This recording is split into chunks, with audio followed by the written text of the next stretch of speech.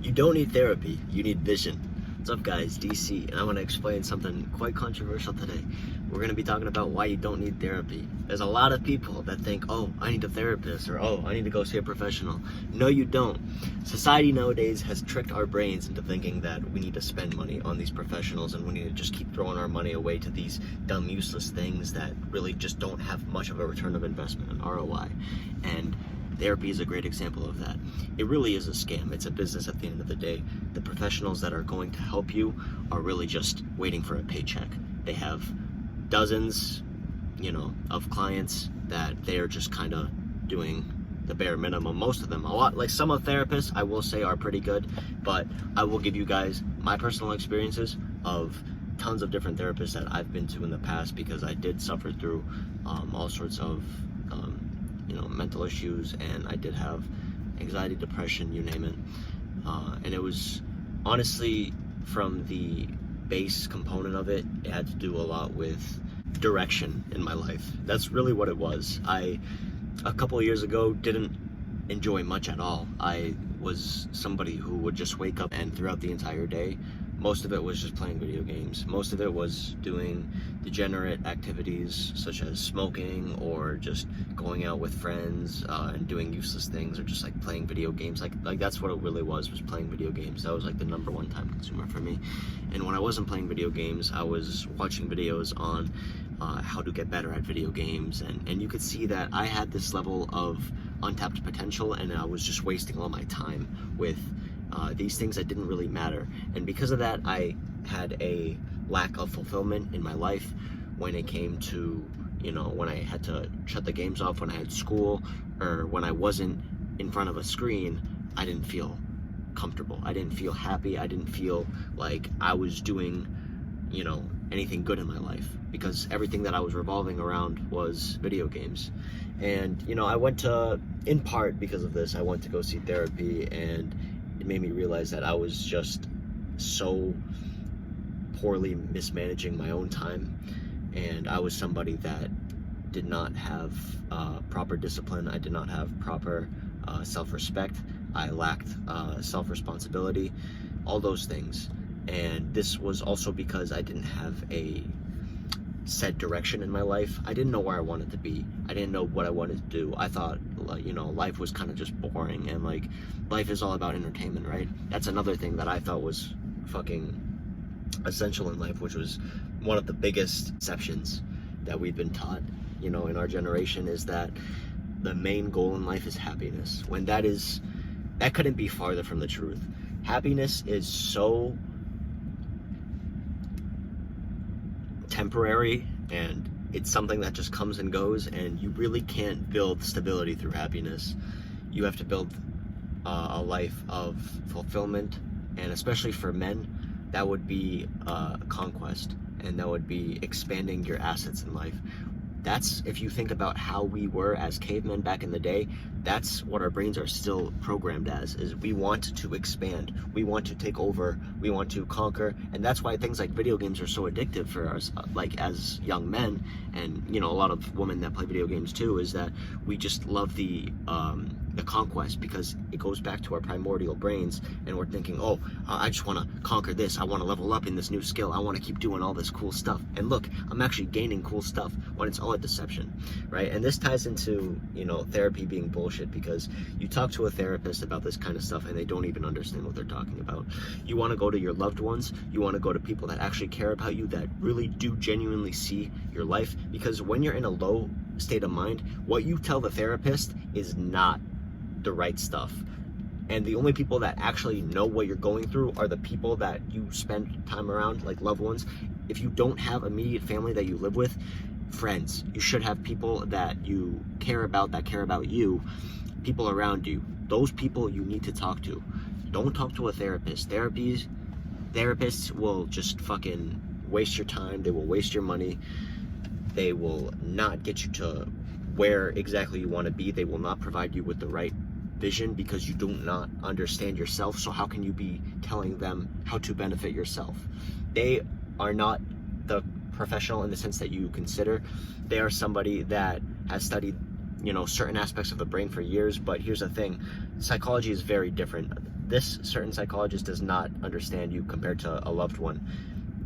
Because if you understand psychology, you know that it's not like math where it's 1 + 1 = 2, where it's a ground science, right? You can have two different solutions from one exact scenario. Like your father could be an alcoholic, for example, so that made you very traumatized throughout your life, and this led to A, B, and C, and you failed as a student in high school and blah blah blah. Or you could have had an alcoholic father, and that motivated you to become better than him and do this thing and do this and do that, blah blah blah. You get what I'm saying? Is that psychology doesn't 100% prove a person's outcomes, and that's all because of sheer willpower. It really is. And you need to believe yourself, and you can't believe yourself until you have a sense of direction. So that's number one thing, is getting a sense of direction. You need to know where you're going in life. A lot of people also seek therapy because they're overwhelmed in life. These are people that maybe have high self-esteem, maybe have a lot of the right things going for them, but they're feeling as though they have too much responsibility in life, more than they can actually handle. This is somebody that is lacking within the field of proper routines and proper scheduling. Even if they think they are, they're not. I promise you for a fact, I used to be this way. I used to thought that, oh, I had a regular routine, right? It was doing this in the morning, doing this, but it wasn't until I was actually writing shit down, the actual progressive things that I wanted to do throughout my day, and I would make notes explaining my daily and weekly routines, that actually made me the most productive person I am to this day. That I'd say 10x to 20x my production, just with everything, with going to the gym, with making money, with education, with school, with turning in my assignments on time, with absolutely everything. Because you're increasing your discipline, you're holding yourself accountable. Whether it's consciously or subconsciously, you're holding yourself accountable to the things that you tell yourself you're going to do. And when you do those things, you have a very, very high sense of a self-esteem boost, and you have a very high sense of fulfillment when you are able to check off the things that you do throughout the day. And this is something that a lot of people think that, oh, like I'm so overwhelmed, so I'm going to go to therapy. No, you just have to build a proper routine and proper schedule. I've been through so many therapists, and I will tell you, these are the number one problems that people have that they go to therapy for. And I'm going to try to do my best to just break these down and go through these really quickly. So we've already covered a couple of them. So a lot of people also go to therapy because they have insecurities, right? This comes from being bullied, or maybe you went through a rough childhood, or something happened to you, okay? You need to understand that everybody has insecurities. What you see in the most perfect person, your idol, every person, the president, everyone has a shitload of insecurities that they've minimized to an amount that they can actually deal with, that is not overwhelming them. So society will tell you to just deal with your insecurities by trying to ignore them or trying to accept them. Like, oh, accept this. Why are you accepting something that makes you uncomfortable? This is something that you can control. If this is something that you can control, why are you accepting something that can make you uncomfortable? That makes you uncomfortable. For example, I was so skinny all my life. I decided that this shit was just too annoying for me. I'm not getting the respect that I want to have from the people that I meet. I'm getting made fun of for, having twig arms, for being, having a little bit of a dad bod, right? Because I was like skinny fat, and I didn't like that shit. So what did I do? I did something about it. You don't just embrace your flaws and think, oh yeah, I'll just be myself. And this is why people go to the gym, because they want to better themselves, right? And then this is also why I'm arguing against people that go to therapy, because they think that, I have insecurities, how can I deal with this? And they're gonna give you the bullshit, and they're just gonna tell you that, oh yeah, just embrace your flaws, blah blah blah, when in reality you're gonna feel tremendously more fulfilled actually doing something about the struggles that you're going through. If you're broke, you should be mad about that. You can't just embrace that and just think, oh okay, let's just see where the wind takes me, or if you have no plan in life, maybe in a few years I'll just have this random lucky event happen to me, or I'll win the lottery or something. Like, no, you can't think this way. This is too risky. In the game of life, you have to be adamant towards success. You have to know what you want and you have to get it. And if you're not doing daily habits of success to lead you to the ultimate goal of success, then you're not going to get there. It's as simple as that. That's what success is. It's not some accident, you know? Like, majority of millionaires have become successful over actually putting in disciplined work day by day, unless you were, you know, lucky and you spawned, right, into a millionaire family. Like, if you were just born into a millionaire family, right, you ain't got to work a day in your life. You're lucky fuck. Life is boring for you. Life is very fulfilling for the person that starts at the bottom and makes his way to the top. Life kind of sucks for people at the bottom that stay at the bottom. Life kind of sucks for people that born at the top stay at the top.